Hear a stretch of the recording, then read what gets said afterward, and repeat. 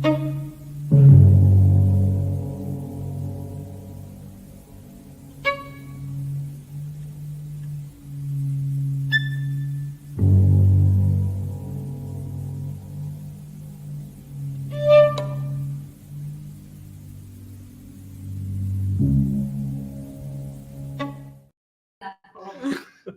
Abend, die drei von der Tankstelle. Genau.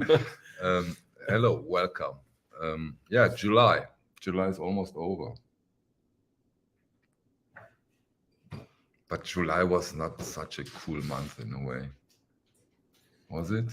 Yes, we've got the Vinyl Me Please Gospel box set, which I liked very much. Okay. My laptop got broken. Yes, that was horrible for you, I know. That was totally horrible. Günther, how was your July? Warm and sweaty. But yeah, it was a quiet summer July for my shop. Online, it was a little bit going down. But I listened to a lot of good music. That's good. Yeah, that's good. It was a quiet month in a way. I almost have one reissue. Otherwise, I only got new old records. But that was on that front. It was very, very quiet. And we start the July because, of course, we have some highlights. But in a way, Nadine has something really cool, right, Günther? Yes. Should we start with this? Yeah, let's start with Nadine's. Okay.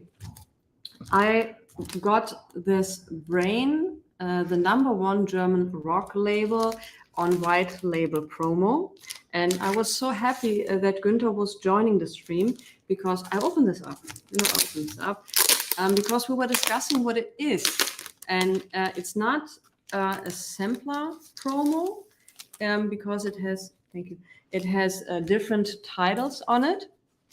So we are yet to find out what this is. And the story behind this is I got this from a journalist who got this in late 1976. And he never played it. So it's an unplayed review copy, the typical, yes, the typical unplayed review copy. Yeah. Exactly. So, and yeah, this is yet to come out what it is, but it's an absolutely tremendously great find I had this month. Maybe name some of the bands who are involved because this is quite something special. So from what I've learned is that these samplers were given away to journalists as a kind of, what's the English word for Visitenkarte? Business card. Business card. As kind of business card. So you have a certain kind of mix of tracks which are here. This is Dream and Reality from Grobschnitt, from the LP Jumbo. Then we have Easy with Neu from the LP Neu 75. We have Heiße Lippen, which is Hot Lips from Cluster. We have Warnfried 1883. Klaus Schulze. Right? Yeah. So Long from the LP Lady. We've got Lady Rock and Roll from Hard Cake Special. We have Sonnengeflecht. This is like special names, really. Then we have Samantha's Rabbit. Yeah, it's Novalis. Come on, Novalis is quite famous. So, okay. So we have Garuda and we have Monza Rauf und Runter von Harmonia from the LP Deluxe. So I think their worst track, sorry. Is it the track we talked about? Yeah. Okay, like a little bit like a Schlager almost. A mixture of sing-along with nice electronics, as always, but more like, what they are doing there. I love their first LP, but it is an incredible good selection. Maybe it is mixed from electronic to psychedelic to polit rock. And I think it's the overview, because I think this means it's from February 1976, maybe this release. You can see this here. Yeah. And it is also on the label, on the label, hand printed on the label, machine printed by hand. Yeah, and of course, I mean, Günther, Nadine, it's unplayed. 40 copies, or what did you say? 40 copies. And we looked it up at Discogs, right? Last one sold 2017. Yeah, this is quite an interesting piece, definitely. And we checked, it is not the previous Brain sampler that came with a same overlay of the artwork, but with different colors. It's not the same. It's a unique. You have scorpions on it, right? On the other. The first record scorpions. Yeah, and when yeah. I can show this, it is also for just a business card or a promotional or whatever. It's super nice that you have all the jackets inside and some information. So this is quite unusual for such a limited edition. So really and what came into your mind immediately, that this is unbelievable interesting for completionists, right? Because this is probably really hard to get. I mean, on Discogs 8 people have it, and so for completionists this is a wet dream. I think so. Even the artwork is super nice, and to be honest, there are a lot of people who are looking for Brain or Pills, these labels, and so, or Pills. So they have always a chance to buy a first pressing. When they don't get this, they buy a second pressing or a VG copy till they get a near mint copy and stuff like this. But this is maybe a once in a lifetime. I don't know.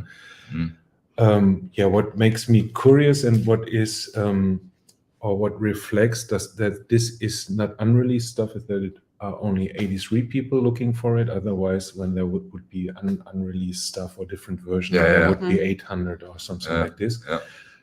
But I'm into this kind of music as a seller and collector, and my last information about this was also 10 years ago. I saw a copy maybe, and I was like, wow, never see or never heard about this. So something quite rare. Yes. Great start, Nadine. Thank you. Okay, the second record, maybe for those of you who are joining us in this format for the very first time, what we do here is we do a reflection of the last month. This time, of course, July, and so we are talking musically related stuff, records we bought, music we've heard, everything that is concerned to our channels, shop, or whatever. Just a recap of the month. And Günther, what was very special in your July, your turn? Yeah, as I said, it was more warm, relaxed, and not that much customers in the stores. Discogs went down a little bit, so online was also time to work something from the background, put them to the front, like working on my Discog stock, refreshing the stuff in the store, and but also PJ Harvey released a new LP, and I really have maybe one question from or one statement from Jose. There's another comp called Brainwaves Black and Blue cover. Do you know of this? No. Brainwaves. Regular or promotional? I just see the comment from Jose, but he's also very much into this stuff. Maybe he can. But the name is phenomenal. Brainwaves. Yeah. This is great. This is great. Yeah. So as I said, PJ Harvey released a new LP, and for me, we have a long. I have a long history with her. She not with me, unfortunately. But, I have a long history with her, and I love her records from start till the last, before this came out. That was more like, Let England Shake was before that. It was for me absolute phenomenal. It was after such a long career and so many highlights, so many big albums. Let England Shake was something so big and good for me. But the one after that was leaving me just curious and like, ooh, there is nothing from me, from artwork to music to feeling. I didn't understand this record. I don't want to listen to it, and it's absolutely not my cup. And so I was really afraid there will be another record that I cannot work with. And so but I gave her a chance. Then this came to me. It's a new album from PJ Harvey called Inside. Inside, I see the old here dying. Old here dying. No, I inside. It's almost not to read, by the way. I inside The Old Old Year Year Dying. Okay. Maybe, yeah. Maybe, probably, whatever. Yeah, I PJ inside Harvey. the Old Year Year Dying. Dying. And I was opening the parcel and opened it, and it was like, oh, this artwork is definitely not my cup.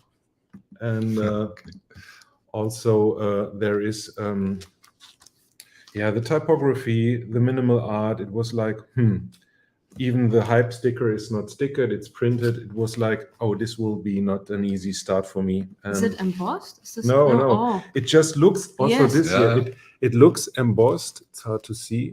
But it isn't.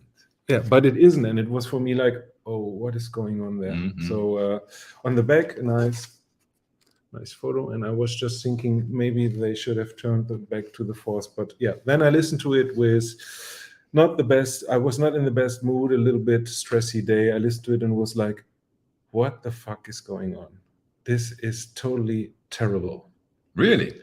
Okay. And I put it aside and I was like, what is not electronics, a little bit trip hop, a little bit here, a little bit there. She sings in different kinds of style. I put it aside, and I even called a friend and told him like, shit, man, I'm out. I said, I called the police.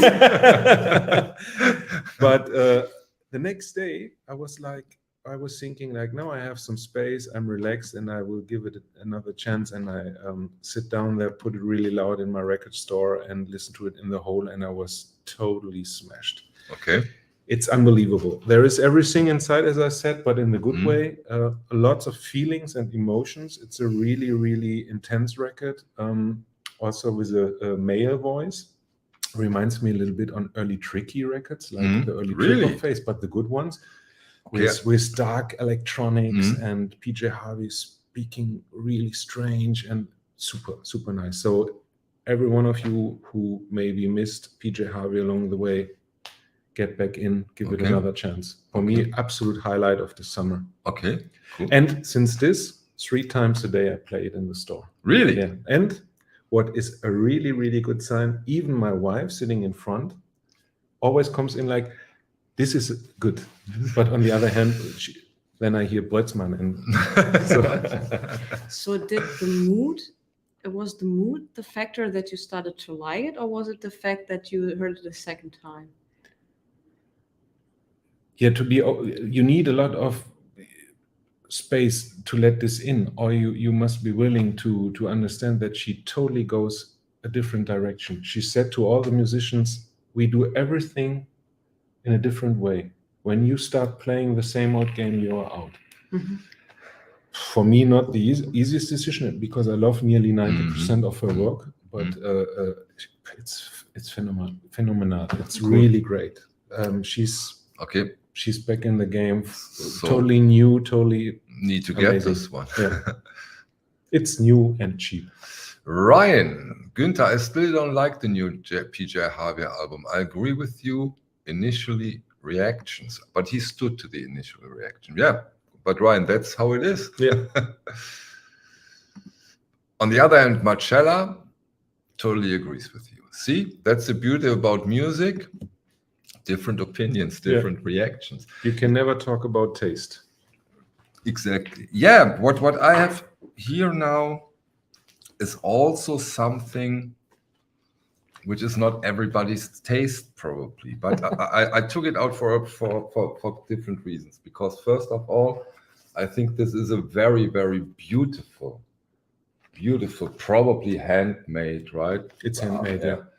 With velvet here, a beautiful little box set of the Instant Composers Pool. And we have here the records 007 and 008.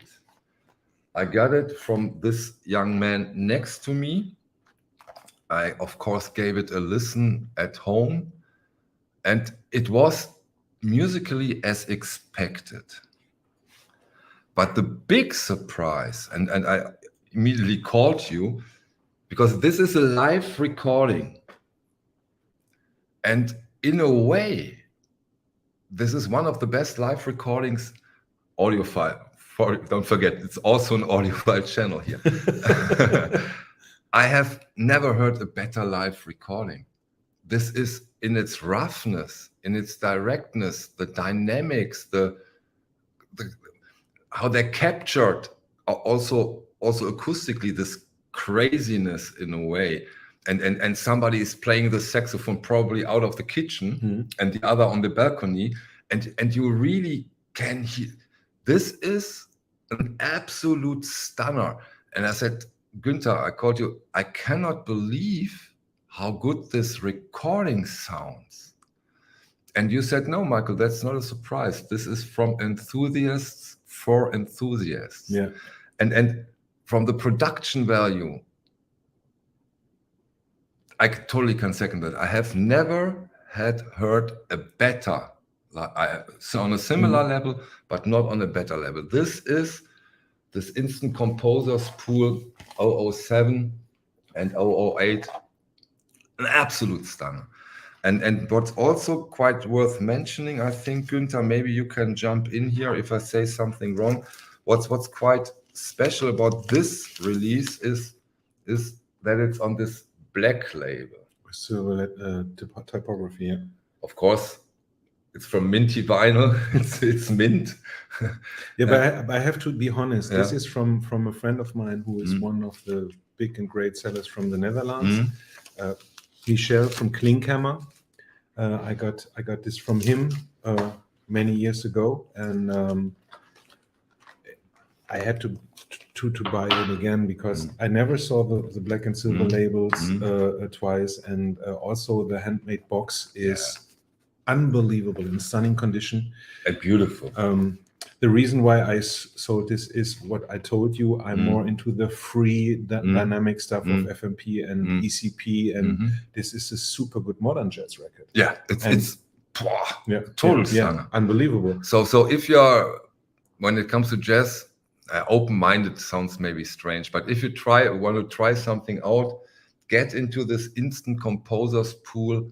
It's amazing stuff. It's not cheap, but it's also not crazy, right? For this, a handmade box, in mostly it is trashed. So, but when you see this in nice condition, it is affordable. Yeah. It's not 1,000 euros or stuff like this. If you consider how few they have done and this overall quality, I have another example, the beautiness they put into those. And thanks to you, I've never heard much or anything about them. So what this makes is really this opportunity unbelievable rare is the black and silver label, because even on Discogs there are two different labels. What makes me curious, because I think this has got them limited, by the way, and so they have 3 different pressings. Klinkhammer? Yes. Yeah. The great Michel.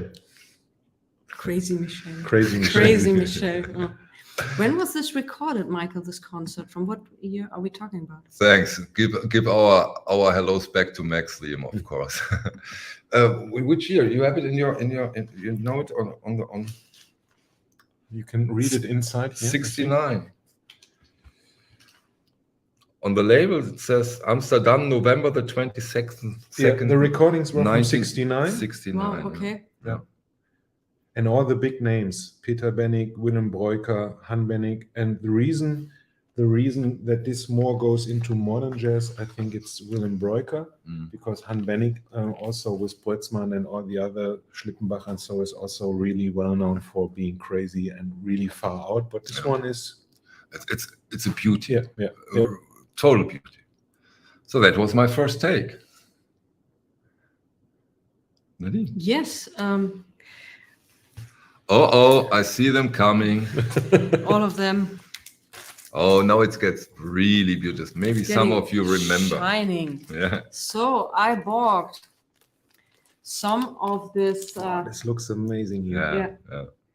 Of this records. You may have seen them from Michael, and I was very curious, and a journalist was selling his nearly unplayed copies, and so I grabbed them. So this is Pierre Henry. I think Stunty will be very proud of me now. Oh, this one, it's such a beauty. They are so, they're, I would even buy them for the cover. Yeah, right. Günther, have you ever seen them? Probably you have, right? Yeah, but the condition is super nice, Yeah, and seeing them in near mint condition, maybe we have to come a little bit closer after the. We will. So in also unplayed this one. condition, super nice. So also Amazing. this one. Yeah. Pierre-Henri once again. So, and I also bought this box set, and also these records are. Oh, this effect is amazing. Yeah. When you like, Yeah. But not. Let's not only talk about the amazing cover art, which is, by the way, they cannot do this anymore. You know, this is a lost art. Yeah. They cannot. Also musically, this prospective 21 cycle. Sorry, Stunty. Pardon my French. is musically amazing. Yeah. When it comes to music concrete, this is but stuff. what they have for possibilities money wise, and also Marcella wants to know how they sound. I can give an answer too. They sound, in my opinion, just fantastic. Yeah.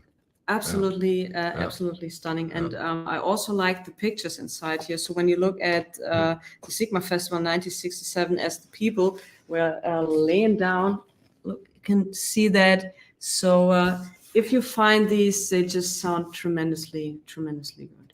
But I think they had a lot of money, and from the cultural parts of the countries. So Pierre-Henri was not playing with self-made electronic instruments. So yeah, he was one of the big players like we had in Germany with Stockhausen. So they had maybe he has maybe Stunty knows more about this. If he does, he can do a 4-hour video about this series. Okay. So we keep our mouth shut and Stunty will join in later. Yeah. But where we don't have to shut up is when we talk about, and Nadine started it, about the pressing quality and the sound quality of those. The ones I have, most of them I got lucky and have very, very clean copies, and they sound amazing. They are so explosive sometimes, but again, they are a bit out there. It's not easy stuff. It's not for me at least, that I can hear parts 8 to 16 in a row. I personally can't. But every now and then, as an experience, when you are able and willing to get into it, it's an amazing experience. And not much disco and soul on it, right? No, I'm trying to get inspirations. That's what I like about the vinyl community. So I see stuff from Günther, which I never thought I could like Sandra, but I gave it a try a few times and listened this and that. And I thought, okay, I'm still not buying anything, but I like it. I'm getting into it. Process, so, and I saw this series, and I'm also a very visual person. So I like that, and I gave it a try, and I liked it. So. This aluminum jackets came from a certain manufacturer, and I can imagine also due to environmental regulations, they stopped doing them. So in this regard, it's a lost art, and I can imagine that you really have to know about this to get those results. And they just don't have any people who they give this knowledge to. And that's why, in a way, those jackets are a lost art. And that's why I would say, as we say sometimes, if you see one, get it. And also they weren't cheap to make. So and nowadays I can imagine you can't pay the people to do that anymore. I think the only musician who can do this now is Taylor Swift. Yeah, easily. Yeah, and even they are definitely handcrafted. So the front is put on the cardboard as the old jazz jacket. They were overframed and then glued together. Yeah. So this was always in process. So it is handmade, like tip-on jacket.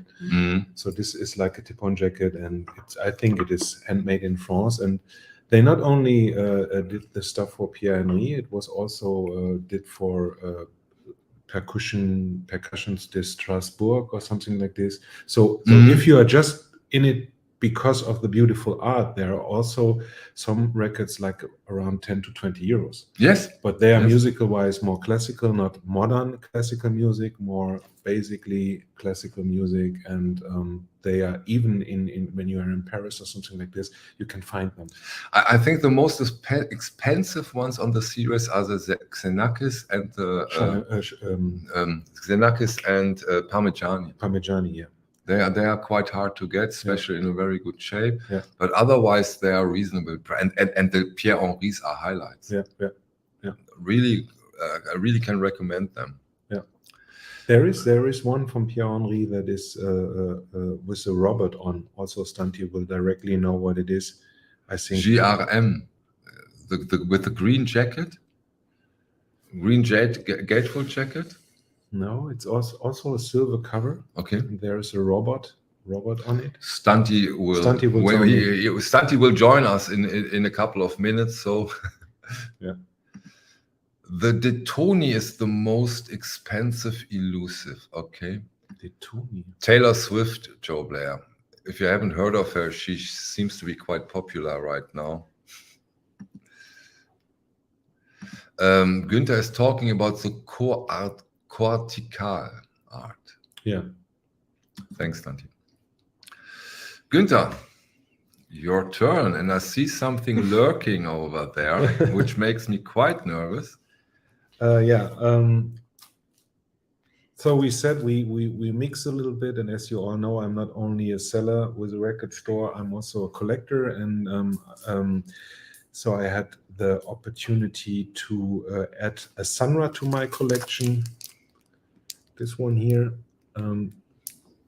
it is a Languidity that most of you will know with a silver regular cover. This is edition with real labels. So at the end there are three different covers, three different pressings. So this is pressing Philly Jazz did for Sunra personally, and I think some were overglued by Saturn labels. Explain, they did it for Sunra personally. Explain that. Yeah, Sunra said at this time, Sunra was mostly releasing the stuff on his own label, Saturn Records. We are talking which year, by the way, roughly? 78, or? Yes, it's 78. Yeah, so it's later Sunra.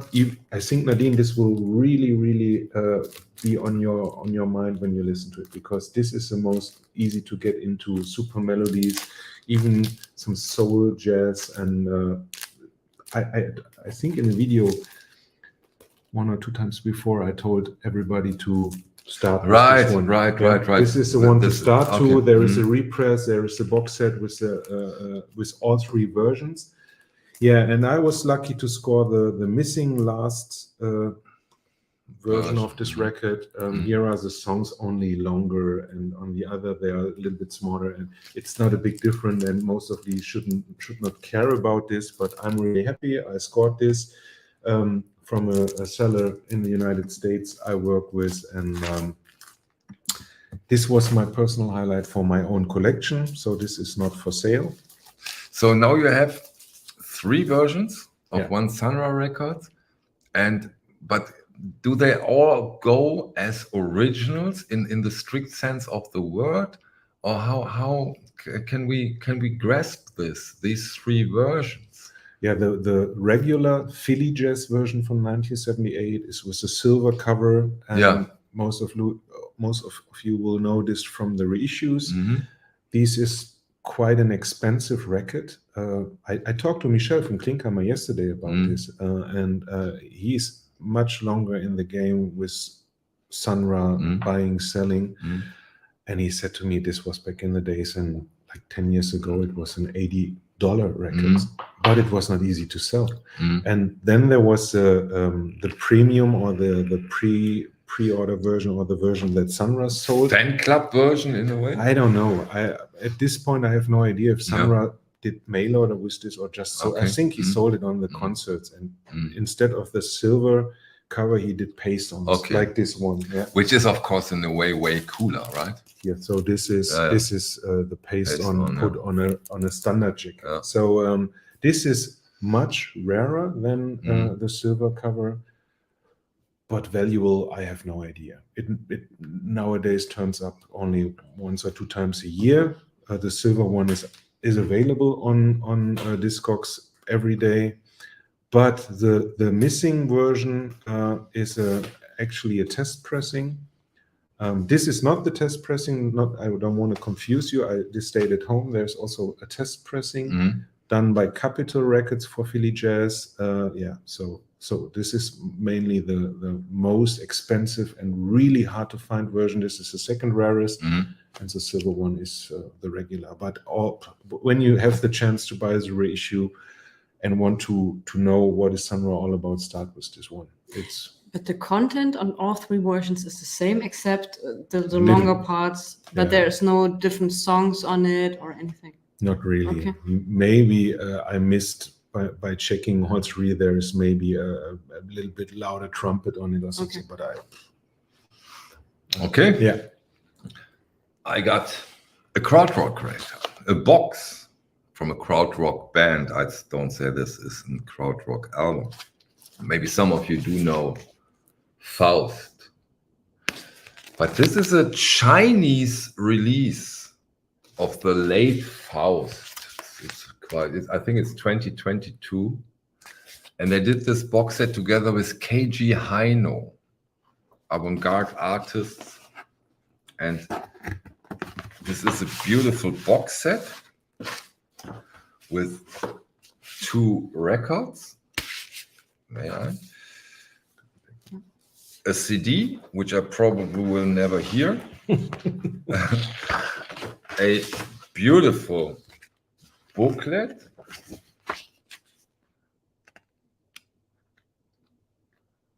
So everything we want to have. Nice photos, interesting stuff. Then again, something of interest. Just of course not the Chinese letters, and this is you only got when you order it from the band. Salut Kamerad, viel Spaß beim Lesen und Zuhören. Hello comrade, have fun with reading and listening. From one of the band members of Faust. You get this when you order it directly from the band homepage, I think. Yeah.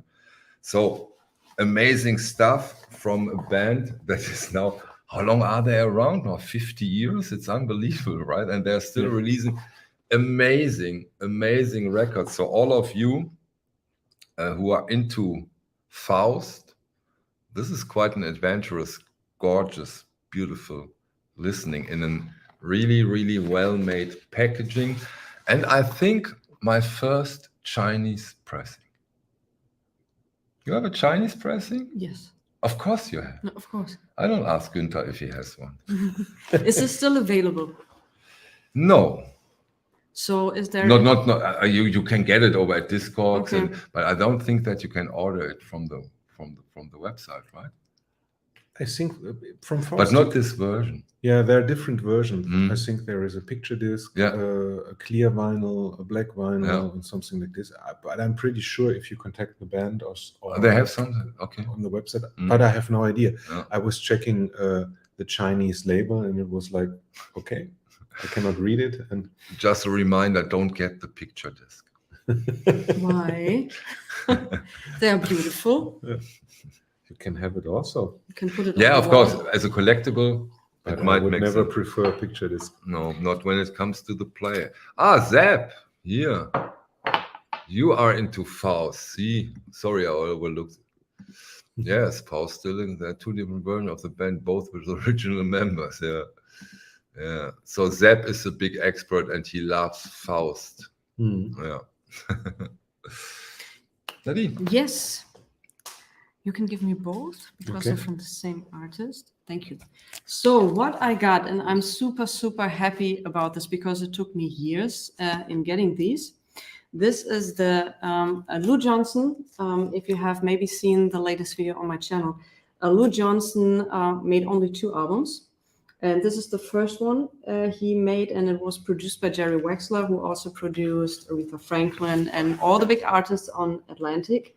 And he made Southern Soul, and actually this album didn't do much. Southern Soul. Yes, it's a deep soul, so a lot of heartbreak, Ah, okay. a lot of suffering in the songs. And But so isn't there always suffering when it comes to soul? No, you have often souls about love. Hmm? So but But is not love heartbreak. not always suffering? Oh, this is getting deeper. See you soon. No, love is not always Not suffering. always, It depends on who you are with. So- Amazing typography. Yes. Super nice. Yes, Yeah. and it and I got it. It has a little cutout, but the record was super clean. And this one, I was looking for this actually for over 10 years, because it has never been reissued, and finding a clean copy of this is very, very difficult. And he recorded this in 1971 with Alan Toussaint, who is a very famous producer and songwriter, also from Memphis.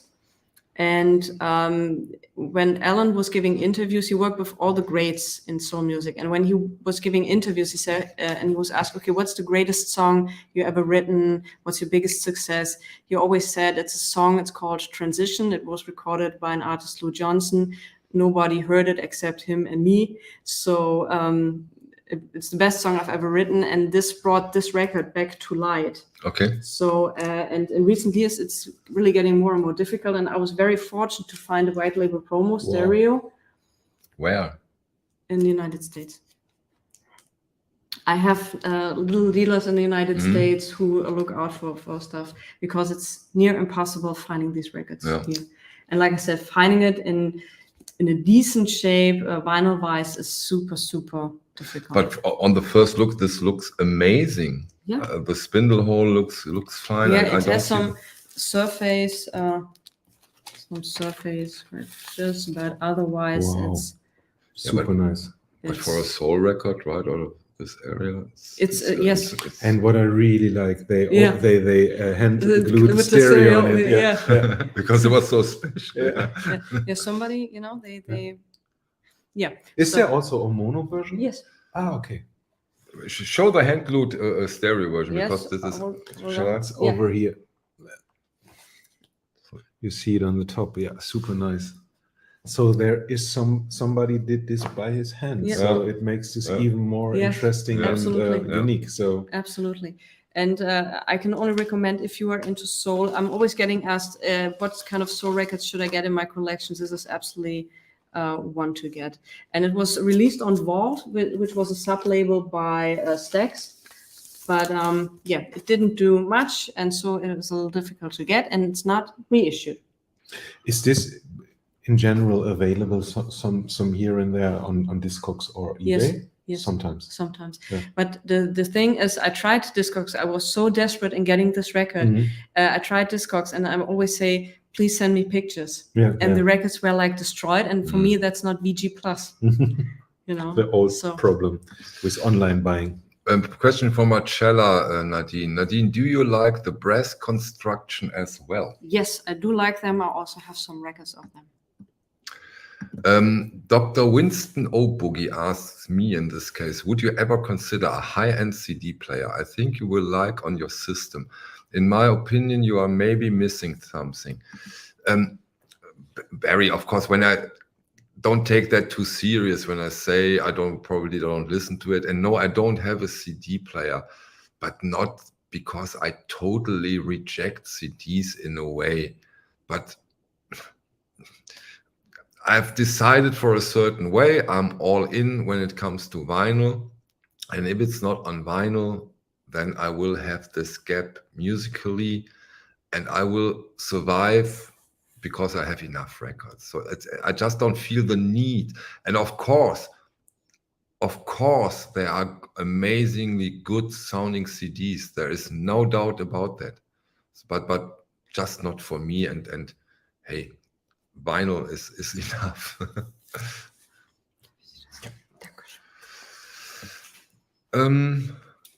Günther, your turn. And if you now put up this record, I get a heart attack. Yeah, this was now the part is what I found for reselling. For my shop was this really. I have to be really honest about this one. It looks not bad, even on the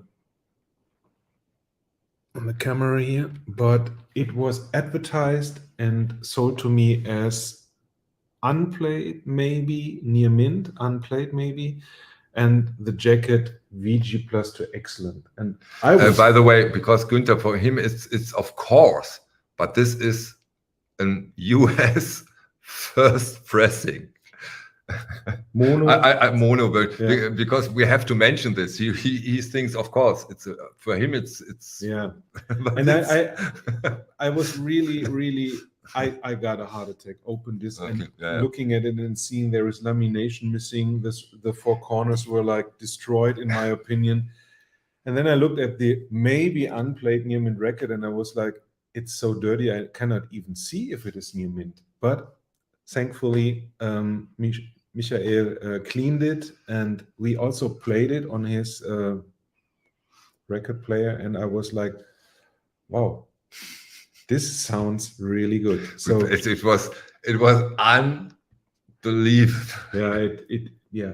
So maybe if the seller from this is in the game, I'm sorry for being harsh and behaving like an asshole, but my first impression was like, wow, you did not know how to grade this. Yeah, but this is VG. Yeah, Brad, definitely. This is Brad, Günther is Günther also deals with those kind of records since decades. So it's not only, and he got it in July, all these records he got in July, but it's a mixed bag in Günther's case of records he bought for his shop or for his private collections. Maybe you can show the record. Yeah, Please, because this is really quite something. Oh, and look, and this is a great inner sleeve. yes, I got this also from Michael. But this looks in the inner sleeve really like new. No, but it's not. It's Yeah. after cleaning it 2 times, it's super nice. Yeah. Yeah, Okay, and we after- played look it. here, Come it's- on, it was. super great label. Yeah. Show it to the people, please. Okay, sorry. Yeah, it's a super clean copy now. But Michael cleaned it 2 times, I think. Yeah. For how long? 5 minutes. Yeah. Okay. And this, Eddie, this is the question of the question. And I convinced Günther, we will do this. We Yeah. will do this. And we get Günther's impression. We hope to get Nadine's impression too, and you will get my impression. And as the new record table arrives next week, we will do it even on the new record table. And this will be quite a video. I can't wait to do this. And what I really like, and that was the whole idea, that you don't only get my impression, that we have 3 maybe different impressions or probably different takes on the same subject. So we will do that. And for me, this is the very, very first time that I can do a comparison of such an important record, the original, in a amazing shape. There was some clicks, but that's it. It's an unbelievable. It plays near mint, no It problem. plays unbelievable, But yeah. it was a shock buying this as a maybe near Yeah, mint copy, okay. maybe Yeah. a time capsule Yeah. grading, Yeah. and it was not cheap. I didn't bought it for $100. It was You not didn't? cheap. No. What a surprise. And so it was more like, what the fuck is going on? Yeah. But yeah, Did you get in touch with the seller? And he was. he was in a state that this was from the mailing when he sent it. No, to you, it was- no. It was in this condition. He sent me also pics in forefront, and the pics were so bad. It looked also like new. And Mhm. then it Yeah. arrived, and he said to me, "You got pics, Mhm. and I have no record player to play it." Welcome to my world, Yeah, Günther. I'm yeah. happy that I'm not alone in this. Yeah. But this was I'm absolutely honest when I say I bought this because it wasn't that expensive. Yeah. So I was playing and hoping to win. At the end, it was okay, price versus condition, Yeah. but it was not what was advertised, and it was not. Yeah, but what- if it's gold mine standard near mint, this would be a 5 5,000 euro record, or roughly, right? Yeah. You're kidding. No, this is a 5,000 euro record. Yes. Can I have it again? Yeah. Just touch it for a moment. Yeah. Yeah. This was the reason I for sure was expecting to make some money. Yeah. But for me, this is a VG minus cover, nothing more. The record now is after washing, it is clean, but opening the package, seeing a cover VG minus, a super dirty record, and you were thinking you made a big shot buying a near mint copy for cheap. I was lucky and happy to save your day. Yeah. Right. We have to talk about one of the viewers, because he already also asked you. Remember Winston O'Boogie and the pillbox?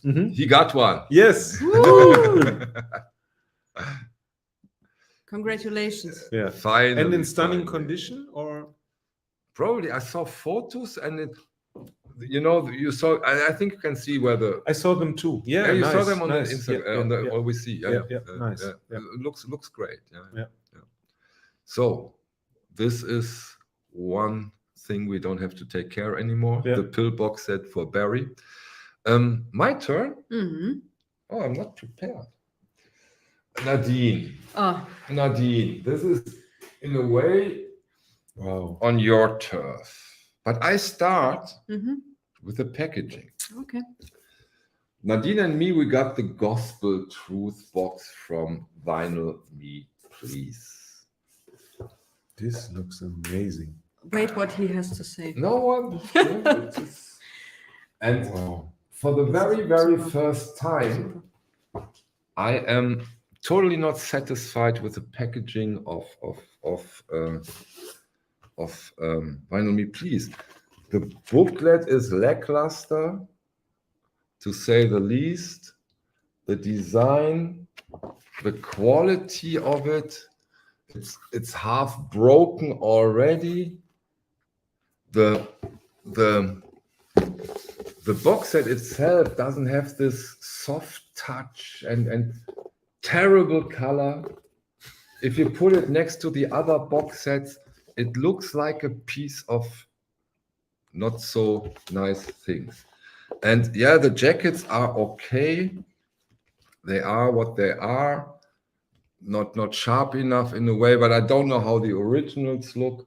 So package-wise, a huge disappointment, because those of you who look my channel regularly know that I'm really, really fond of the jackets of Vinyl Me Please, the booklets they do, but this box set, no. Package-wise, Can I see? you go, of course. You go for the rest, Nadine. Yes, I go. Quality music, because it's gospel. Yes, it's gospel. So first of all, the design has been taken from the label. So the label was in most cases green and had this Gospel Truth label on it. Slogan. Or what is it? Did I say, correct me if I'm wrong? Yeah. So, And I love the 70s font. So Okay. this looks stunning, and it was an original font. So what they did was, okay, they used this, but had the original colors Come from on. the label. So, and also on the back, it's typical for me. It looks like typical 70s. This screams 70s. Yeah. So, quality-wise, actually, this was my first box set from Vinyl Me Please, so I can't say anything. I'll show you the other ones a little later when you have the time. So, yes, it's a little thin. Yes, that's correct. I'm also, and totally agree with Michael. Could you hold that, please? Totally agree with the booklet. So when I got my copy, mine was torn open till here, because what they used is they kind of made stitches. Yeah. To I hope you can see that. It's difficult. It's difficult to see. I try here. Yeah, maybe this kind of stitching to get these sides together. No, that won't work. But trust us. Yes, so I totally agree with that. Also, don't put it away. So I did also an interview with Jade Boyd, who did the booklet. Stunty. Okay, wait. Eat something. Eat. Eat. So I did an interview with the one who did the booklet, and yes, it could have been done differently. So what they did actually was you have the album cover art, and then you get the story to that. But I have to say that there is not, in many cases, not much known about the artist. That's a big problem. So you can decide, do I make a text which is short but has all the information available, or do I try to blow it up? Okay. So match Edu about nothing in a way. Okay. Yes. So, and also with the records, I was super happy when they finally did this. First of all, I think this is I love that sticker. Yeah, I have to agree. This is great. So the sticker was great. So getting these records, because when they announced that box set, and even before here the Ranch Allen group, this was the Stars of the Gospel Truth label. So finding these records is not super difficult, but finding them in an acceptable state is near impossible. They are totally trashed. Also because people played them and played them and played them. Exactly. Okay. You have to think that people played this music when they couldn't go to church. Okay. So and also for their evening prayers or something like this, they played these records. And actually, I think this was the only one which was actually recorded at Stax, because Gospel Truth is a sub-label of Stax. So, and this was the only one which was recorded at Stax with Stax musicians. The other ones, there was someone who bought the tapes and then they released it on the Gospel Truth box set. But I'm super happy that they finally did this and bring some gospel to the people. And you like the sound quality, you like the sound pressing quality, the vinyl is silent, so all good on that. On that, right? it's standard. Which is in a way the more important part. But you know, I was disappointed because they really treat us usually with the packaging and the brochures, and so that's why I said, hey. But I cannot really follow, because I think they are paste-ons with this high gloss. No, I'm not talking about the jackets. The jackets are amazing. I'm talking about the books, the box set quality and the booklet. Yeah. Okay. Okay. I have no idea what they do. Stunning stuff. Yeah. And you also have to consider this is not a cheap box set. Exactly. It's not a cheap box set. It was around $400. Yeah. $400 or 430 euros. I think. Euros. That was expensive for 6 records. Yes. Wow. Yeah. This is expensive. Yeah. They did 1,000 pieces. Yep. What was your take on the Impulse box set? Yeah, I will get it. I think they did a nice nice collection there. Go through the times like they always do. Interesting. You will get it? Yeah. No, not today. It's too early. Did you get yours, Liam? Did you get it? And then we can do every day a post about a Neil Young box set, huh? Yes. We proudly present our colleague from Sweden, Mr. Stuntrock Confusion, who is now healthy and well nurtured.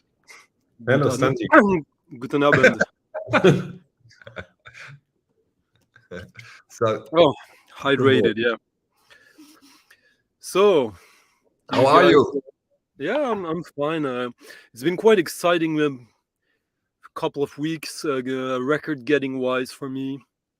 Lots of quests that are underway to get closure or that have closed. So it's been a very special month for me so far. In a way, your July was a little bit of a harvest, right? Where you get the stuff you prepared. Well, the thing is that I have many ways to get records, many people who help me by getting, like, receiving the records from me in different countries that are far away. So sometimes I get packages of 3, 4, 5, 6 months of records in one go. So there's that. Like some records I got this week, for example, I bought them 5 months ago. Or 4 or 5 months ago. So it all finally comes. And that's what I meant with the harvesting, because at certain places you let them pile up and then say now is the time to ship them, right? Yeah, and I wanted to ask Günter one thing about his record not just collecting, but you know how you're wired to like and to discover artists. For people who follow me, it wouldn't be that difficult to, if I ask you what has been my latest rabbit hole. So in March, I think I played a record I had on my streams, and the response was very good. And it also, just for me, oh, I really like this. And then you guys, we went to Den Bosch together, the four of us actually, and I found one record by that artist that was not on my want list from that artist, but I thought, okay, well, it's important for me because it's on the REISSUES label on United Dairies. So I'm talking about Asmus Teachings. And I only had 2 records of Asmus before that. And the reason is, like, the record I had was this one that I bought like 15 years ago. And he did 3 amazing record. It's amazing. Yeah, well, you know, it's his, what he calls his electropop records. Yeah, right. So yeah. Yeah, and well, it's still Asmus Teachings, or especially this one. The 2 others, they're good at what they are, but they're not for me, or I don't feel a need to have them. But this one, I thought, like, yeah, and that just made me, I need to, you know, an artist that has such a long career, extend his discography, can be a little bit intimidating. Like, you know, you need to invest time before you actually get to the records, to and especially now that we got Discogs, YouTube, etc., and also internet, just to communicate with friends, like their opinions. It's easier now. And he was one of these artists that I knew was interesting to me, but I had put on the back burner for a long time. And suddenly, after getting, so yeah, this one in Den Bosch. Well, I looked closer at his discography, so I looked, and I could listen to almost all the records, or at least to most of them. And I thought, like, oh, this record, you can get it for like 20, 30 euros. It's still available on the second-hand market. And then I noticed quite a few of his records, no copies available, even if they pressed like between 3 and 500 copies. 0 copies. Last time it sold 4 years ago, and so. And a few records that were available only had like 1 or 2 copies available. So that made me think, I guess this is the time to get seriously all in him.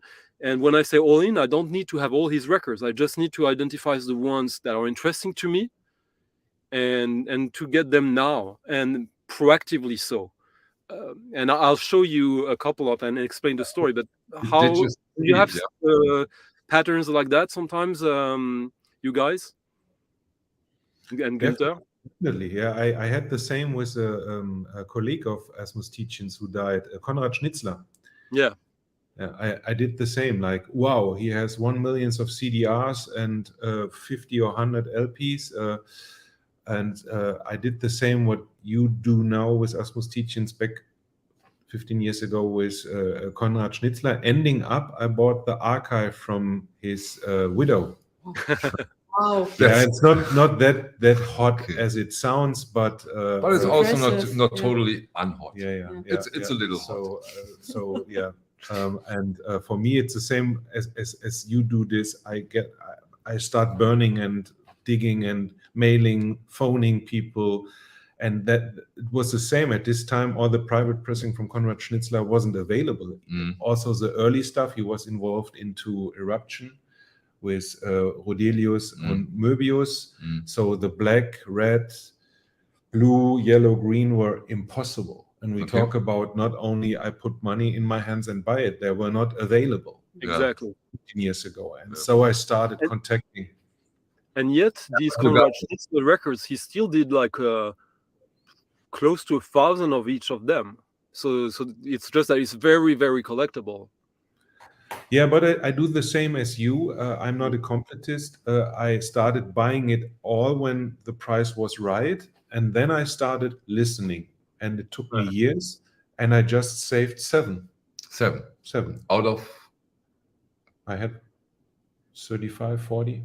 There were always a few I was not interested in. Also, there were a lot of remixes, always with Asmus Tietjens. He's still playing. He played in Düsseldorf a few months ago. He released on a small Düsseldorf label, his last LP with amazing handmade cover and stuff like this. So I was like, no, I want the early stuff and go from the early ones to the newer ones. And then I found the border where he started doing different stuff. So you collect autobiographical? Sometimes.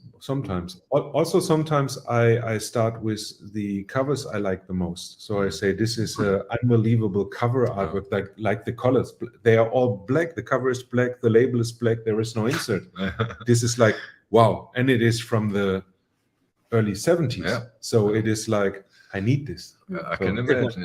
But it's a great question from Stunty, because I do it too, Stunty. I do it now with an artist who recently died, sadly, with Peter Brötzmann, and try to get his stuff in great condition again with the help of Günter, because now is the time, right? I mean, we did a lot of discussing. Well, I'm doing Asmus Tietjens because he's still alive, also. Which Okay.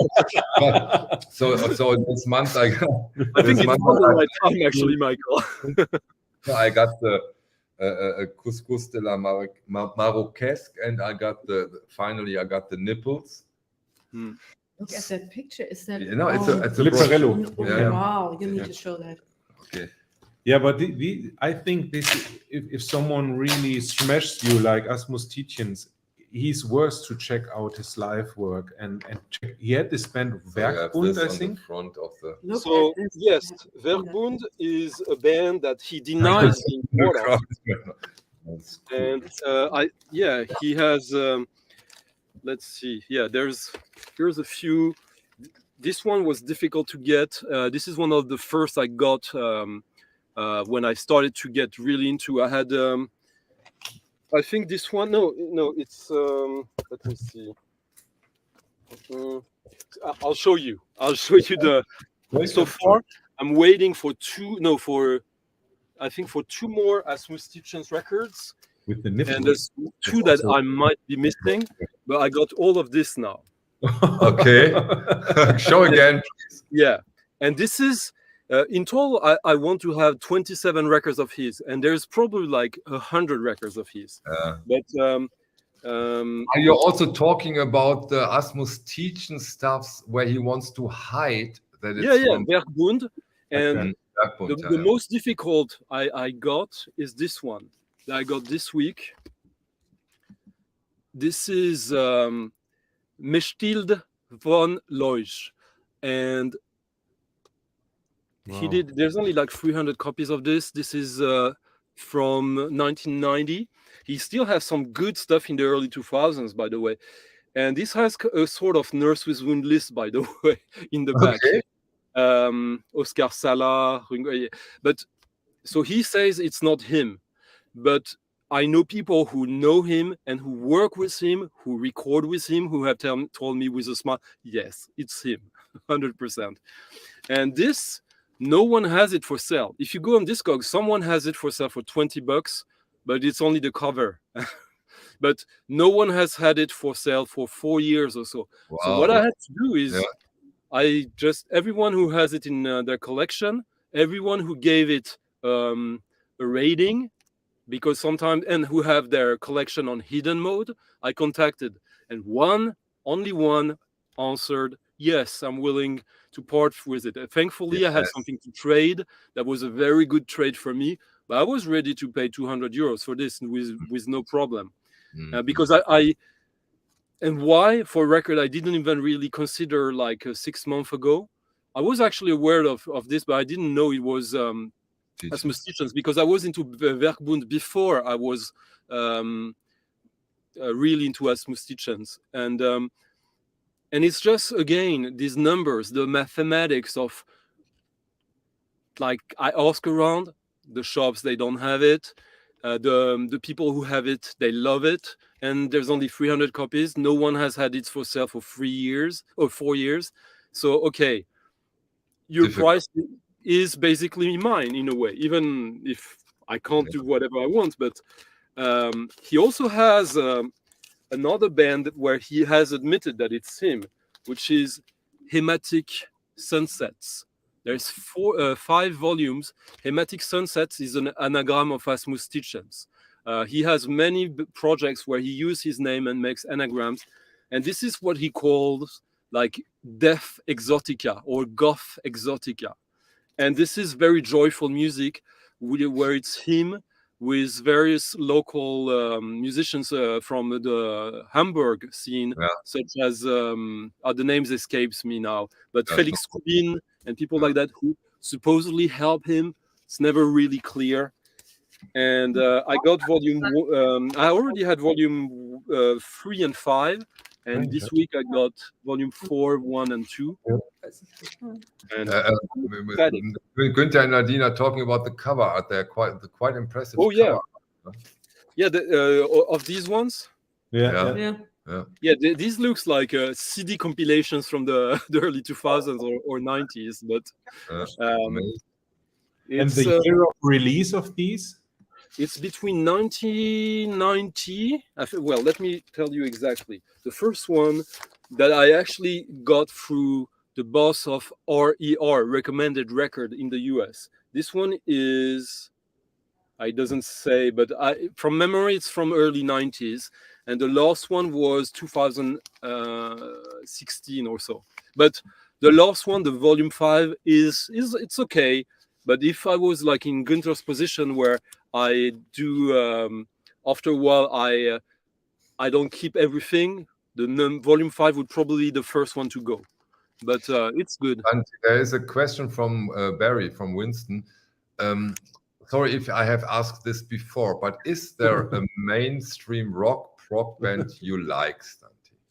Sure. I like the Color trilogy of King Crimson. I like the second Gentle Giant. I love almost everything connected to Robert Wyatt. It's weird. It's almost weird to say like obviously Soft Machine is a prog rock band, but it's so different in a way that a lot of people, including me, make a distinction. And I'm sure Günter understands what I'm talking about. But there's also, but the thing is that as you and I talked about, Michael, recently about the concept of psych rock, psychedelic music, and prog. What is prog? What is psych? Often, not necessarily the people who are labeled as such, because after a while it became so codified that there's not really anything. I'm sure you understand what I'm talking about. But yes, again, about the artwork of these. Yeah. The Werkbund and some of the Asmus Stitchens, very industrial, and which is what kind of, I guess, for years put me. I love industrial music, especially when it's not straight up industrial music, and I didn't realize how like there was, I think, a little bit of a contrast between his aesthetic that is very stark and at home in the industrial, in the minimalist side of industrial. But his music is often concerned with perception of the sound of water in different contexts, which is a fascinating thing to me, as if you think about it, we only have 2 environments to hear sound, water and air. And he has dedicated a lot of his career to that, actually.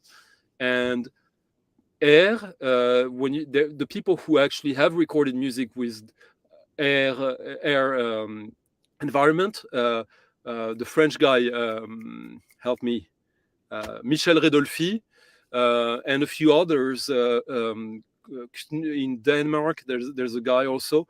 It's always fascinating records for me, like when you challenge not just the sound, but also the environment where sound is actually active. Because one question. I cannot imagine, and I know that you have been aware of Asmus Stitchens before went on this buying spree. Yeah, of us. I told you the record I showed you first. Wait a second. Yeah. And but what nurtured all of a sudden this collector's feeling in you that you want to have them? Was it also because he doesn't make it easy for you with his monikers and hidden records? Is this also something that can trigger you, conscious or unconscious? You know what I mean? Or is it only the music? Oh, it's only the music. Okay. I don't know if I believe you now 100%, but okay. If you No, think no, so. it is. I can guarantee you. It's well, it's the music that triggers it, and the spree is the realization that for a lot of these records, it's probably now or never. Okay, yeah, okay. Then now that's what I meant.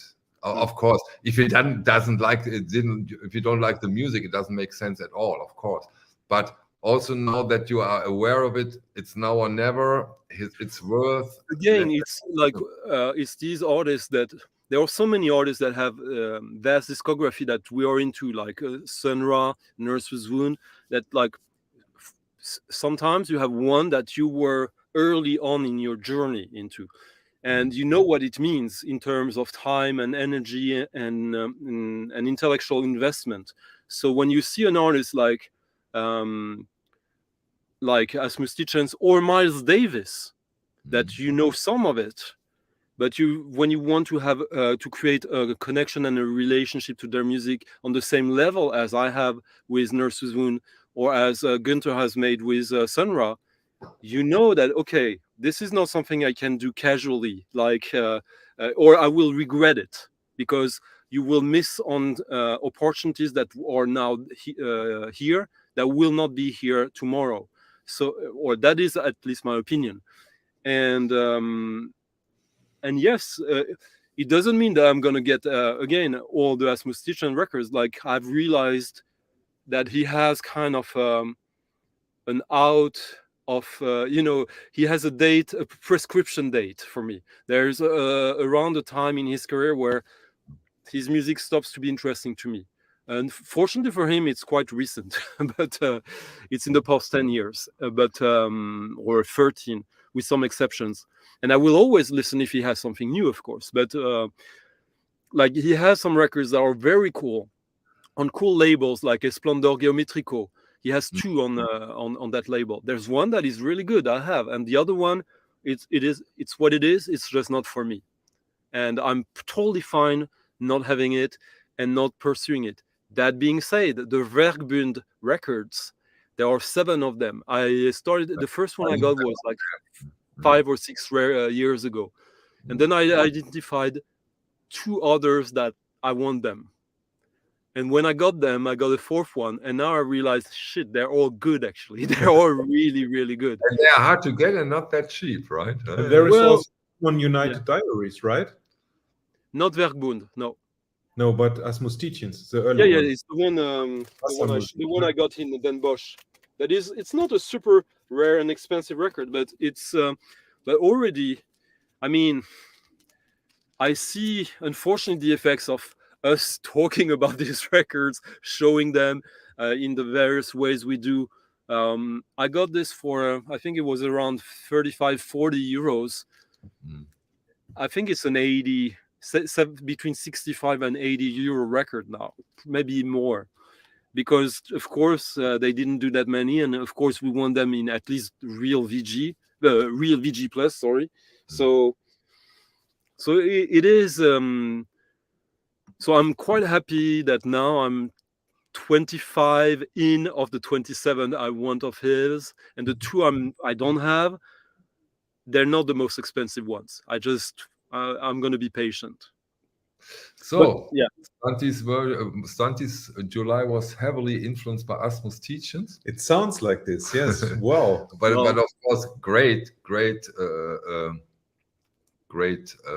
choice. I love Asmus Tietjens. But one of my new rabbit holes, I have to tell you, that I'm heavily getting into, even if it's on a total different economical level, unfortunately for me. I saw that one of the records I want, Günter has it in his on his Discogs, but it's and Hermann Nietzsche. Oh, man, it's, Yeah, but my Discogs and my private prices are totally different, and I'm also always a nice guy to trade with. So I can put this off, and we talk about this later. So, But I want to show you though, like on these rabbit holes in July, one record I got also that is interesting. I did a whole video about it. So it's the latest nursery. the latest Yeah. nursery food. Okay. Oops. There. Wait a second. Wow. Sorry. Oh. Okay. No, I did. Sorry. All good. All good. No, you've muted me. Yeah, but not No, now. yeah. So yeah, they only did 25 copies of it, and Wow. it's double LP. And that's the problem with rabbit holes. And like, guys, you are really into like that, because I have all his records, or almost all of them. So now it's true that I kind of feel I need to get this one. Even this one was only 365 euros new, but 25 copies. Wow. It doesn't mean it's right, especially since it's not a vinyl record, it's a laugh cut. But a really good laugh cut though. Like I'm gonna do hopefully a video with the guy who cut it, because there are good laugh cuts and less good ones or horrible ones. And from that label, Astrodor, I've been constantly happy with them, and they use the same guy. So this arrived, and a couple of other things I wanted to show you guys that I. Auntie, are you aware that we go round in circles? Yeah, it always ends with him and starts with him. Oh yeah, but you had an hour and no, I'm totally right. No, all good stuff. No, I'm joking. But there's one thing I haven't played yet, which is a rabbit hole I've had, or an obsession I had that I don't know anyone else who has it, but I'm surprised because most of these records are cheap. So I got finally the last release of that series that I was interested in, and it's a 7-inch. Are you familiar with this label, Günther? Wait, I'll make you big. No. Capac, I'll show you. So here's a bunch of these. Yeah. So this is a Canadian label it's basically fronted by the Canadian National Radio. And for avant-garde modern classical composers, they did these almost like business cards. So you got the discography, a 7-inch with excerpts of their yeah, you their showed work. Was it on your stream probably, right? Yeah.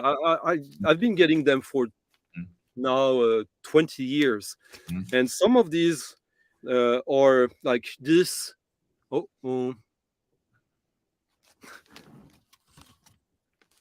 Yeah, sorry. So this, for example, no, it didn't. Okay. I don't know. Michel Gonville,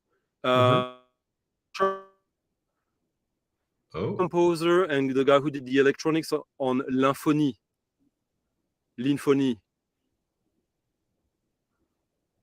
you know? Can you hear me? Yeah, we hear you now. Now you're back. Yeah. So it's the guy who behind the band L'Infonie. L'Infonie, okay. You know that? I don't know that. No. Oh, they are the band. They're like a Canadian psych, folk, experimental. They're basically the Canadian Heldon. And they did the first version of In C by Terry Riley that was not by Terry Riley or his students. Okay, great. Bernard Bonnier, he was the personal assistant of Pierre-Henri, whom Nadine showed a few records. Gisèle Ricard, very famous avant-garde electroacoustic Canadian composer, and most of these composers have records. They don't send them to radio stations, probably, right? I don't know how they were distributed, but the thing is that for many of these composers, this is the only recording on vinyl of any of their work, and a lot of these have nothing of renown. So it's very interesting to discover them that way. Plus, it's a really cool and fun package, and to have the whole series. There's another series of a different color with a different motive that I have most as well. How many did they do? This is really a beautiful collection. There's in total, I don't know, but there's more, probably around 100.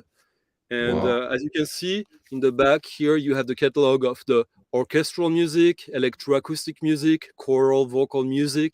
Yeah. So it's also a good way to get clues of where to seek later, either for other records or contact musicians if you want to reissue stuff of them or issue for the first time. So, and this one is not like the best one, but out of the interesting one, it was the only one I was missing.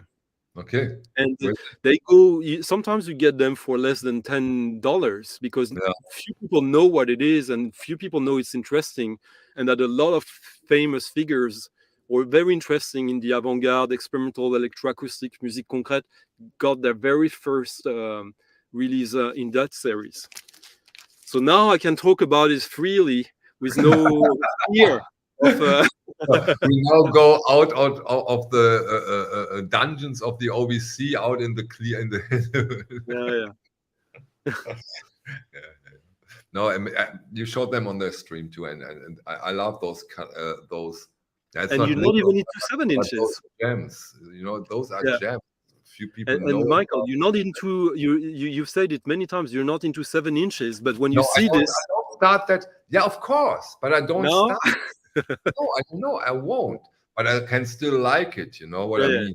I can say I love it. It's beautiful, but you can appreciate the work and the package. Yeah. And of course, I can appreciate a man in Sweden who hunts them down for 20 years. I love to hear that. That is so amazing. And by the way, just about what you guys were talking about before, the silver series on Philips Prospective du 21e siècle. The reason why they can't do it anymore is because there was only one company who was doing these since the 60s, and they stopped producing in the mid-90s. So all the records that have used that pattern in recent were the people who bought the remaining stock of the covers. And there has been okay. Okay. And the very last one was this year. It was it was a guy you guys might know of. It's DJ Food from who was on Mowax. He made a record using these where he made it a bit even better, or got his own thing, which is out of a normal hole size like that, he cut a square into it and shifted it so that it would create even more optical illusions. And he had 6 different patterns in 50 copies each or so. I know that Musique pour la Danse also, when they did the archival recordings of Parmigiani, they did a small batch of 50 copies with vintage of these silver papers. And I've got a few of that. There are people who collect actively anything that has been done using these patterns and these materials. But the DJ Food, the DJ Food one that came out, maybe it was last year. I think it was last year. That it was the absolute last batch. Yeah. And there's a question again for Günther. Günther, can you tell Winston, please, your absolute favorite artist and band? I think I know the answer. This is really difficult because, like Stunty will also know, it changed a little bit when you are working on getting stuff you are looking at. So it was a long time. I was really into Konrad Schnitzler. Now it's a little bit off. Sunra is also one of my favorites. Maybe, it's a boring answer. It is Sunra at the moment. I thought so. But also for quite some hours now, right? Yeah. For a long time. But as I'm not only listening to jazz, I'm also into punk 7 inches. I'm collecting Killed by Death stuff, but cannot find anything that is affordable or makes sense to buy. But at the moment, I'm listening to the first Bad Brains 7-inch a lot. So I'm focused on the Bad Brains at the moment. Are you a heavy rotations guy? You know what a heavy rotation is? Yes. Plays tracks all the time. You play are you a heavy rotation? Sometimes, Okay. So like the PJ Harvey, I play in heavy rotation 3 times a day, but in general, you haven't got that time you want. But yeah, sometimes when a record really kicks me, I play it much too often, mostly. So also to the point where we can't hear it anymore for a couple of weeks.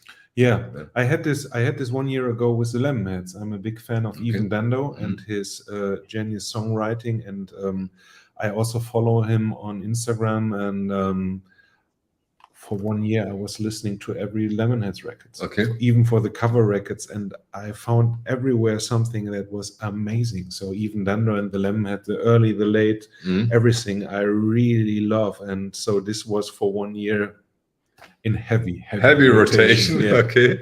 I might make your day now, Günter. So with an information that you'll have to be thankful to me. Do you know that even Dando has a YouTube channel?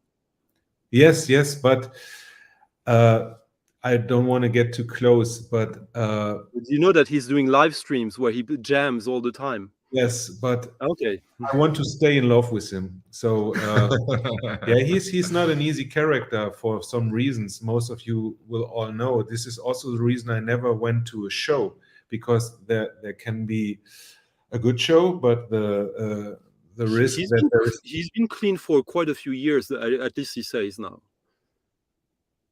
Maybe he says. But I follow him on Instagram. I look. He looks bad. He looks bad. It doesn't look like this. So, and, he looks bad. So, but come on, who doesn't? Yeah. But he's one of the big alternative artists who's still alive. Kurt Cobain died. Yeah. Even if you go to the soul side, so many died. Oh damn! Pops and Clicks. I'm so sorry. I forgot you due to this accident with my notebook, because he is now in the neighborhood. Record stores in Düsseldorf. Of course, Minty Vinyl here in Düsseldorf. What other recommendations do we have for Pops and Clicks when he's here? Throwback Vinyl. In Dortmund, then we have Parallel, right? In Cologne. So I think then you really have the day full, right? Any other things that comes to mind? For how long is he here? For a day? Exactly, Pops and Clicks. How long are you in the area? And important is, what are you actually looking for? Yeah, that's a good cheap second-hand records. Jan is kind of he's quite open-minded, and his budget he's not paying like super high prices, but I think he can sometimes go above the usual. So in Düsseldorf, it's not that easy. I would prefer Cologne for a buying trip. There is Parallelschallplatten, there is A-Musik. There are quite a few. There are 25 record stores in Cologne. Really? But when there's only one day to spend, come to me, it's enough. Yes, absolutely. You have to think, if you come for a day, you spend not like 10 minutes in a record store. You know, so. In By the way, just quickly, Jan here, Pops and Clicks, he actually visited my record pressing plant that people now say doesn't exist and is alive. I've seen it too, by the way. Then come to Günter. We make an appointment. Maybe I have the time, and then you go from there. If you're here for a week, oh my God, you can visit 200. Give me some ideas what you're looking for, and I can guide you maybe to Dortmund, to Cologne, or something like this. Okay. Günter. I'm sorry, by the way. I saw them. Of course. Yes. I released a book about Neu and Klaus Dinger, and I met the widow, Miki Yui, and we did with my old company a Neu book. Michael Rother was not really happy about. But he's not a very happy guy in general, right? I never met him. I have no idea. No, I've seen some interviews with him. He seems to be very, not negative, but very distant and close. I think Klaus Dinger, I never met Klaus Dinger in his lifetime. I only met Mickey. You haven't seen him in the city? That you were too young, right? When he went through the city with spray, he was a scary guy. Yeah, and I think he was not easy, and also with I don't know. He was not easy. So I can understand that there is if you look at your history and you want to save like Kraftwerk, yeah, they say we don't have Hütchen 1, Hütchen 2, and we will never be organization Tone Float. We will never re-release this for the reason because Kraftwerk started with Autobahn. Yeah. It's a corporate identity, and so when Michael Rother sings, it must go this way. I'm not the person who say he's wrong, but the book is amazing, and this is all. Most likely because there were 3 people involved who were really into Neu, and I love Neu 1 and 2. The black one, the third, is not really my cup, but I think all is said and done on with record Neu, record 1 and 2. There's all said and done. And there's also at the moment a nice video clip from early Kraftwerk where Klaus Dinger playing drums at. And you see the energy and the total strangeness with this. Die lange Gerade.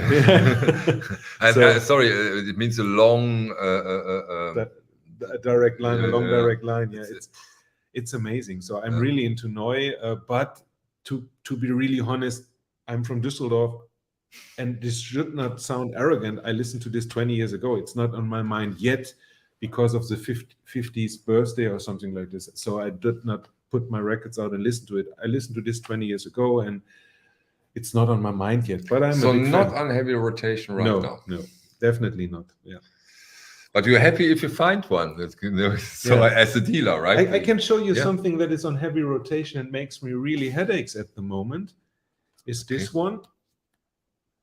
Most of you will know. It's Brian Eno and Fripp, with Robert Fripp, an ambient record. And I had a few years ago, I had the chance to buy a mint copy. This came back in mind to me because I gave you a copy that was not in good condition. I made a mistake, and but I put mine out because I love the artwork. I love both musicians, and it's on heavy rotation because I want to keep it, but I cannot find a way into it. The B side, the second side, is amazing ambient drone, but the first side, it left me speechless. Like, oh, I don't like this. It's like that happens cheesy ambient music, but I want to like it, Yeah. so I play it on heavy rotation. Maybe I dream about this, and then it stays in my collection. Because this is a now or never copy. You will never see this again. Okay. It was unplayed. It has the black inner sleeve like this, and it's in absolutely stunning mint condition. Wow. And so I have a hard time. Is it a German or a British one? It is a UK first pressing. Okay, UK. And so this is how it works sometimes with me. It would never been on my want list, but it came in my store and I was looking at it and it's like, wow, I will never see a copy like this again. I have to find out, do I need this as a collector? I can sell this easily in a minute, but so, and this is on heavy rotation, so it's not mint anymore. It's more VG plus. No. but yeah, this is something I try to work with. So I'm into Brian Eno, Robert Fripp, but this record side 1 makes me headaches. So you are playing it, that you start to like it, so you have a reason to keep it in your collection, even if you really need to try hard to like it. I work like this, like Stunty. I need to love the music to keep it. Otherwise, I have to give it away, and I don't want to give it away. You cannot keep everything. You're not a museum. Michael would. I wanted to ask Günter, though, being into punk and being from Düsseldorf, how do you rate SIF? One of the best. Zurück zum Beton, zurück zum Beton, zurück zur U-Bahn, zurück zum Beton. I love it. Yeah. Don't you think that that's one of kind of the real still unknown treasures of that area, that people haven't yet realized how good that is? Because outside of Germany, very few. Even Holger Czukaj was involved in later SIF. And Holger Czukaj is from Cannes. Also a Cologne band. And I think the hype is over. There was this big museum show for it was called Zurück zum Beton, I think, 15 years ago, in the Kunsthalle. Pushed it. And it was for Germany, it was Einstürzen, Neubau, it was Mittagspause, Fehlfarben, stuff like this. But SIF, the first LP also with Zurück zum Beton, and the first 7-inch is unbelievable rare. These I both think are up till 83 they have like 5-6 records, and they're all worth having it. And some of them are like avant-garde, ambient, drone, industrial, post-punk, craziness. And even in 81, as Michael said, Holger Schukai on it. And I didn't know there was a hype at one point. And I guess you mentioned an exhibit, so I guess it must be German, because outside of Germany, I've never heard anyone mention them ever. Okay. Yeah. Stunty, you are quite good at it, better than me. Can Yeah. you link this for Winston, because he's into punk? Yeah, I played them. I played at least 4 records of them in my streams, and it's funny because you remember, Michael, there was one I described. This is almost like that a strange version of the Doors. That Yeah. I remember that one. Yeah, and people love it. Yeah, of course. Hidden treasures, right? But because some in the peanut gallery I asked, wrote the name. Yeah. Thank you, Stunty. There will be a punk records video with Günter on this channel at one point, right? Where it shows, Hopefully. Yeah, we will do this. We will do this. Yeah. So Okay. maybe Nadine will show us something. Yeah. All right. Yes, this was Evil. all right. So this is my first ERC, and I'm super happy with it. So I opened it up, I did a live unboxing, I checked it. There was absolutely no imperfection, not on the cover, not on the record, and I must admit, it sounded amazing. I had the opportunity, a friend of mine owns an original copy, because an original copy is not easy to get, and this copy knocked it totally out. It did. There's I totally get when people say that these ERC recordings sound amazing and they sound great.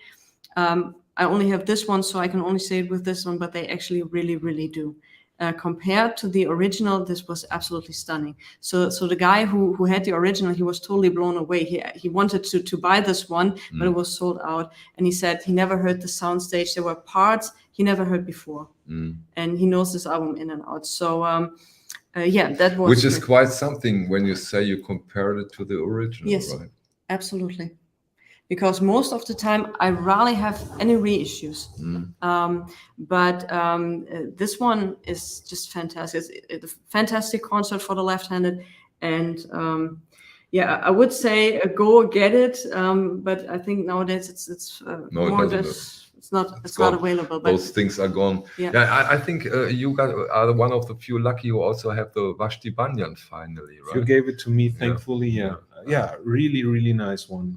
Also the same here. I could not find any imperfection. I passed looking for a near mint original. I got one offered in Den Bosch, I told you about, in April, and the guy was thinking about 20 minutes about a price, and I was thinking, please say the right one, and he just said something that was 3 times higher than my borderline price, and I was like, are you serious? And he said, will you ever see a near mint one again? I said no, and he said, love it or leave it, and I said, I have to leave it because I cannot afford this. So, yeah, but at least you don't get angry. Because in a way, the guy is right. Hey, that's my price. He's always right. If a record is not available, you can name your price, and the buyer can say yes or no. If it is available, you have concurrence. You have to say it is in better condition than this one, or like this. But his one copy was stunning. It was like new. Like imagine original, that. but his price was also a new price. It was never sold for this. So can you know margin around? Not the exact price? I wanted to pay 2,500 euros, and he wanted at best 6, which I think it's worth 6 if you I don't think so. If you hear yeah, of course, Study, I know it's a 400 euro. No, but like there's a little caveat to, like, I tend to agree with what Günter said, even if he said the opposite right now. And you and I have talked about that, Michael, a little bit, which is that different kinds of records, different kinds of styles, niche, different kinds of cultures, which means that a record like the Vashti Bunyan that has a major appeal to a vast body of record collectors, different kinds of record collectors, is not the same as when this is I totally invisible. agree. Yeah. And like you could say, the guy who wants to sell it, he can name his price, but there's also a history and a tradition in that scene that which made me think, if he asked over, I would be shocked if he would say no to 180. I think he would be over the moon when I say 180. And I was right in that case. It doesn't mean I will always be right. I totally agree when we talk about the specific genres and the people who collect those genres and the overall market. But the Vashti Bunyan is quite a famous. Exactly. So Yeah. and you have to do your homework, and I'm sure that Günter has done his. And if he says 6,000, for me it sounds crazy as well. It should be like a 2,500 record at maximum. But the seller is right in a way. We have both sides, and both are correct. Michael is correct because he will find someone who said, I want a near mint copy and I pay maybe 5.5. But from the history and from the copies I saw during the last 15 years that I have this record in my mind, I would also say 2,500 would have been a good deal for me. But I'm happy. A good deal. But imagine you are a collector and you get. I want it as a collector. And you're getting older. How long will you wait? Another 15 years if you really want it. That's what I mean. But if I really for me, it's as I work with both sides, it's exactly. It just doesn't matter if it is 10,000 in 5 years. I will laugh and say, I will never get it. It's like the Ken Monster movie. Of course, I get your I don't point. need this now. I don't need this in 1 year. And if it is 20,000 in 2 years, I don't mind. So there are many records like Werkbund. This is on my mind now. So it is payable. You can pay for it. So I don't jungle with a 2,500 euro record. So now I'm happy with I agree. The opportunity. But I just in case, because what I meant is there will be someone who gives him 4, 5, 6. Yeah. So why should he say, okay, Günter, I like you so much, take it for 2?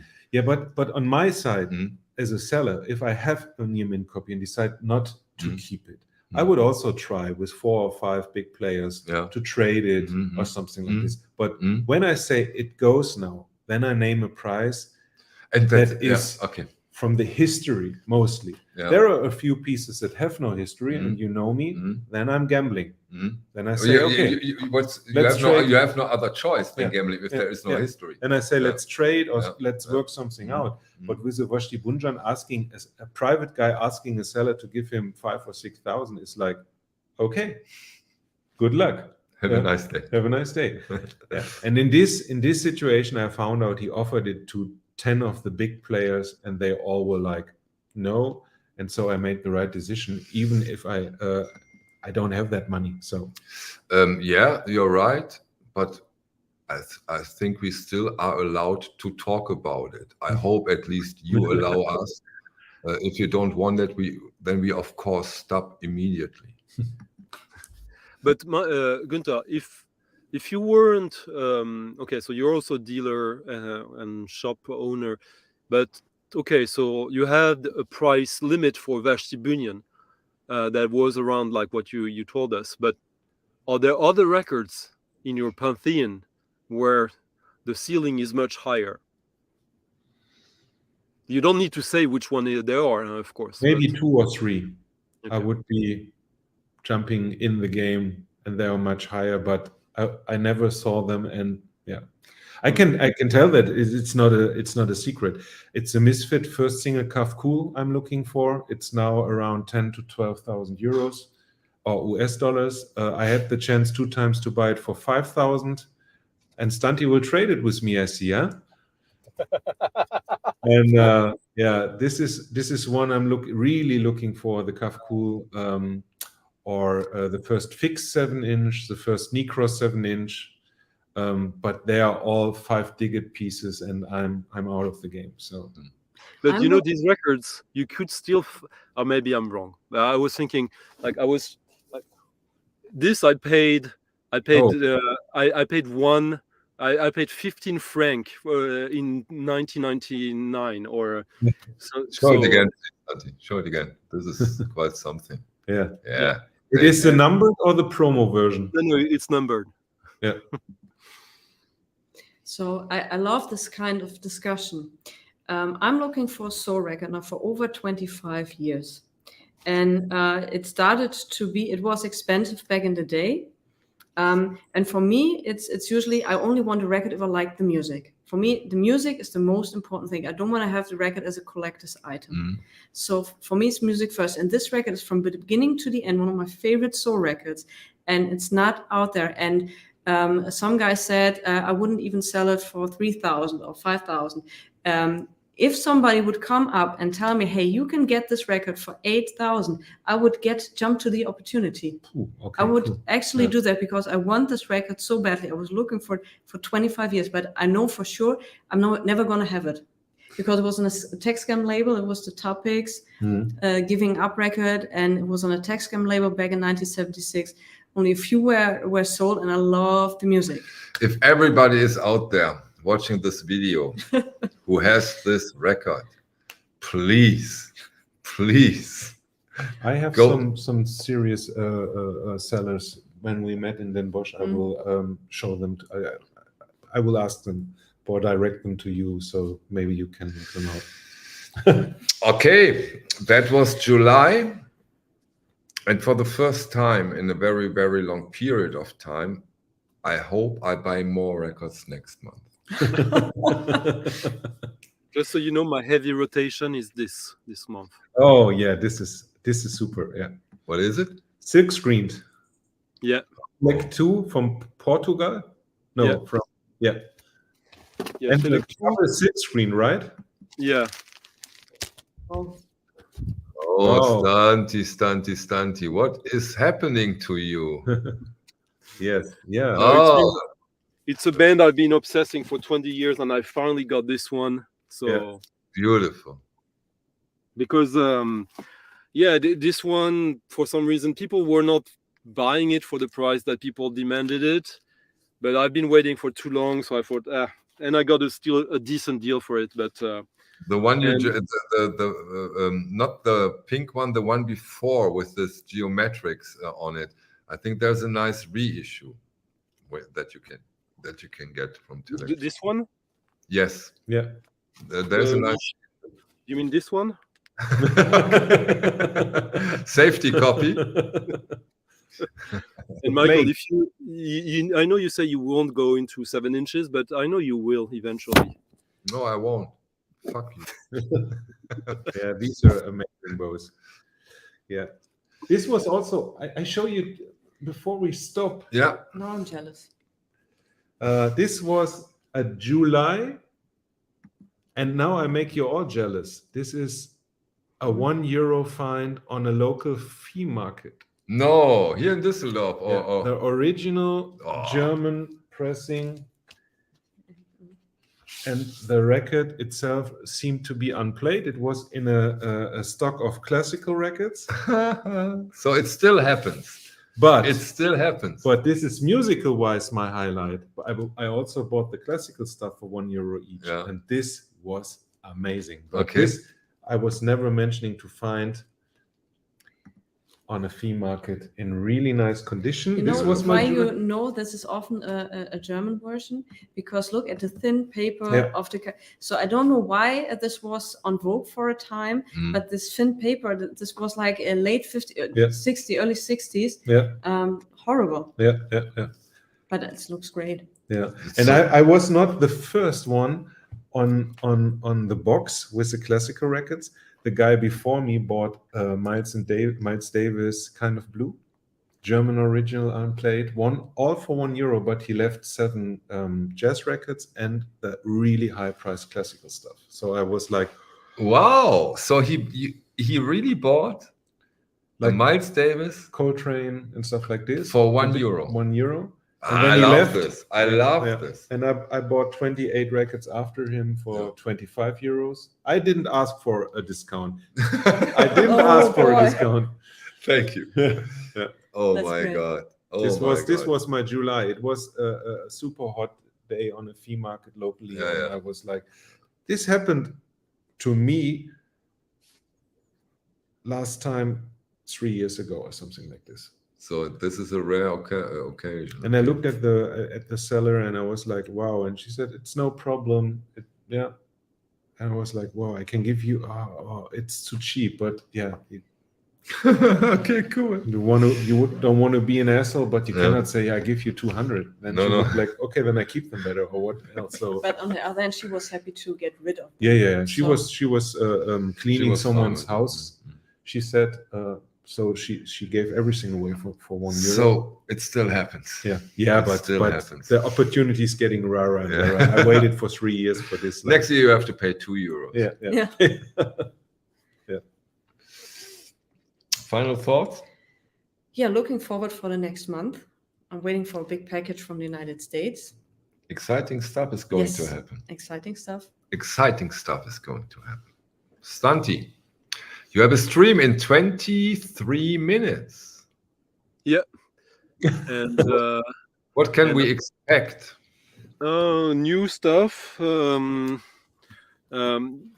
It's funny because with the streams we do, and as I'm poor, I have to wait for Soundome to ship my records. I don't get them instantly. So I was the first one to talk about it, but I'm the last one to get it. Who get it? But at That's the same amazing. time, because it's just about whenever it gets in and whenever they get shipping. So I might be amongst the first one who got this one. No, I have it since Oh, weeks. okay. Whatever. Uh, But I'm a bit Yeah. disappointed, by the way. and I must say that next month in August, I'm getting my #1 grail of like over 15 years. Really? Yeah. So that will be exciting. Oh yeah, I've been in a state of excitement because of that for quite a few weeks now. Can you imagine? From which country do you get it? I'm getting it from the US. It's a Japanese record with it's a jazz record with both Japanese and American musicians. It's a one-off project. It's a band. I only did one album. It was on a major label, but it was probably a very, very small pressing from the early 70s. And I guess some will be a bit surprised of the people who follow me by that, but it's but the music, no, there's no surprise there. It's out of the jazz records I don't personally have, it's the best one I don't have, and in my mind at least, and has been so for so many years. Oh, no. And yeah, Well, finally you found it. I can imagine how this feels after all those years. yeah, Okay. 16 Almost 2 hours. New record. Günther, thank you very much. I have to thank you. Nadine, thank Bye-bye, you very Stunty. It's much. very pleasant. Bye. We see us in 20 minutes now. Can't wait for your stream. Don't forget, we all have Stunty today. Thank you for joining us. Thanks. Bye bye. See you later, Stunty. Wait, I shut down.